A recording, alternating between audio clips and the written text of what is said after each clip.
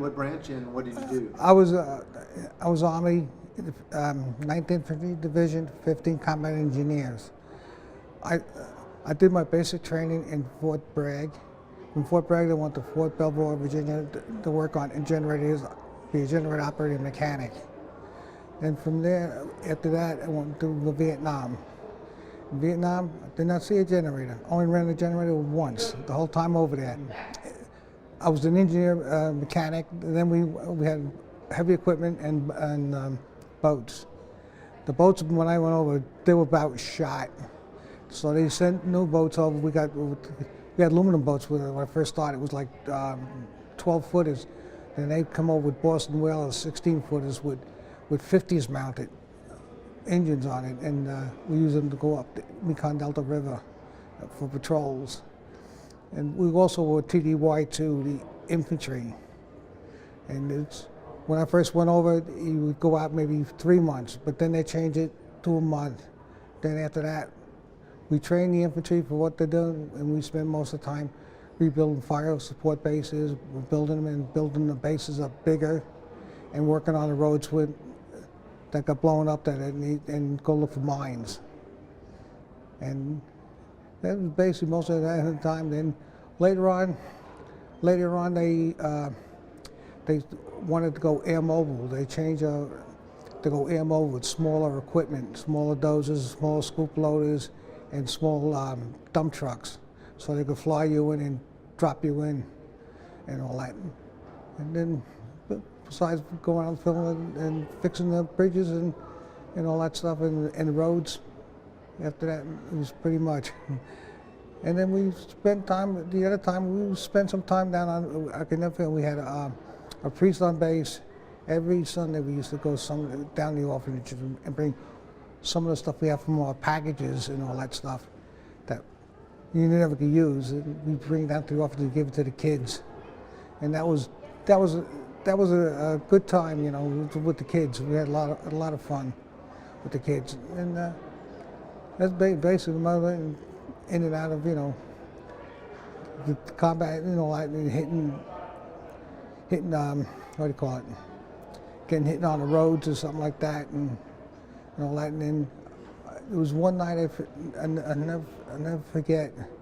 It was the night, Easter Eve night, and they asked us to go. We had to go all night and redo a bridge. And she said that was the second time I worked on a generator. The other time I was working doing a tech offense at the medevac, running a generator and all that, and help pull some of the wounded off. They were coming in a lot, like one after another. After a while, it seemed like they were on top of each other. But that was, like I say, it was good times, bad times, and we always, if we were on base, we had the time on base, we'd have a barbecue every Saturday night, and it used to be nice, everybody get together and have a good time. And that's basically about it. Those Saturday night events and going and having the orphanage parts, how did that help your morale for the group, and how did that just kind of get you through your service? I think it helped. I think to me it helped a lot. Just to be around kids, just see what you could do for them, and the kids were really great. I had this one little Vietnamese girl. She took me by my hand, and she walked me up and showed me where she slept. She showed me all her books that she was learning from and all that stuff. It was really, really enjoyable. So if we were on base, when it comes to Sunday, and the priest would go out every Sunday, as long as we were on base, if we can go, we went. It was most enjoyable. I really enjoyed it. Besides, I did a lot of runs from down the Mekong Delta all the way up to Saigon and what's called Bearcat Base, and picked up supplies if I had to. And they called me the scrounger. If they needed parts for equipment, they'd ask me to go find it, and I'd come back with it.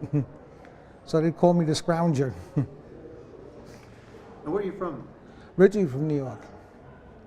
Yeah. Still hear a little accent in there. Yeah, you got it. Haven't lost it. Been down here 23 years. Haven't lost it.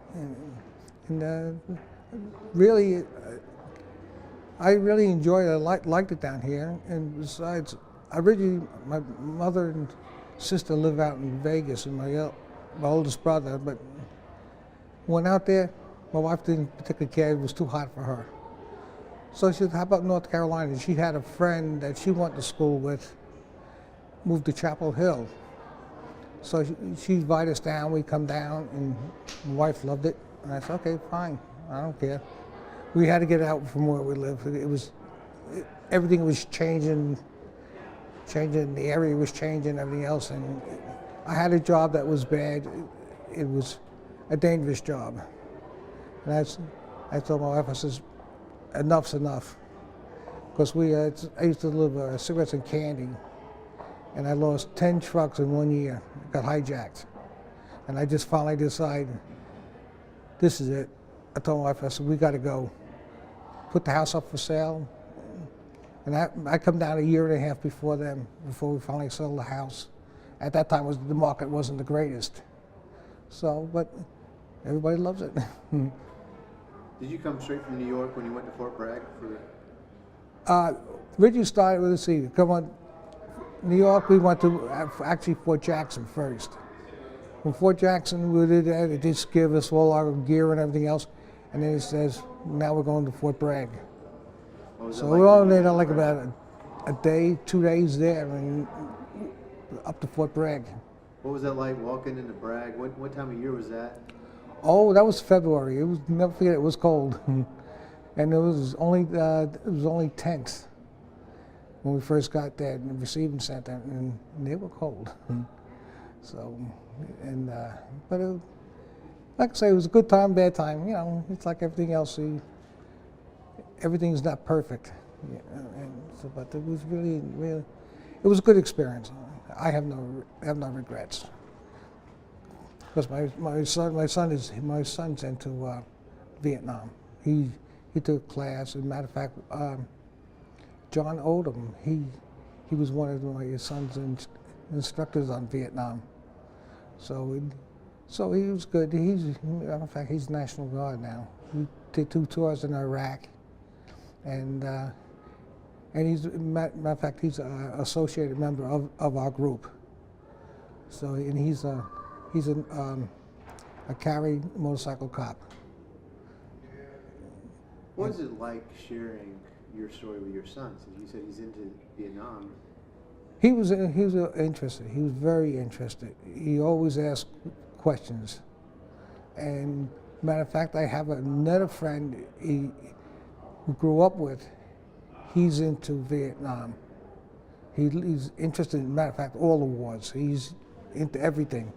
And he calls up and he asks me questions. And he says, and I send him stuff up about Vietnam. I send him DVDs and books and everything else. I send up to him because he likes it. And his son, I've been trying to get, his son wrote, he took a Vietnam class up in New York, and understand it was supposed to be fantastic. He didn't do it exactly, he did the view of a veteran from Vietnam, not what he thought, you know, and all that stuff. Understand it was very good. Matter of fact, he come in with first prize on that. And I've been trying to get it, and he keeps on forgetting. That's his son. But what was your welcome home like? Welcome home. It was not a very welcome home. It was fine. It was only my family. At the time I got it early in the morning, but you know, everybody just ignored you because you wore a uniform. And you know, seeing guys there with destroying the flag, it kind of really bothered me, and all that stuff. So it wasn't very welcome. We either turn around and say you're a baby killer or something like that, and that's it's just not the way I felt. I felt I had to do something for my country. I did it.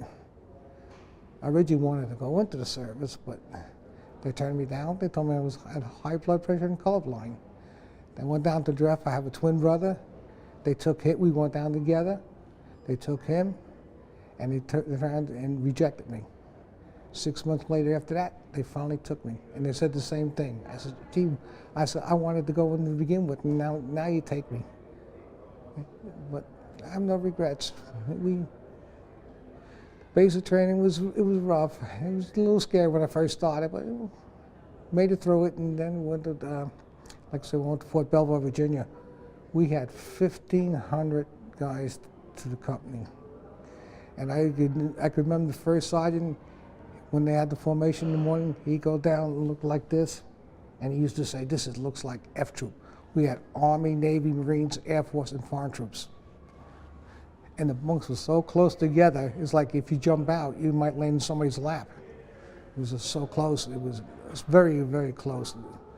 And it was funny seeing all the different uniforms. But you know, I thought it was like lost time, but then the more I thought about it, I think it was the best thing that ever happened to me. I wanted, I could remember the sergeant saying, "You're going to meet all walks of life," and that's a true saying. But I have no complaints, no complaints at all.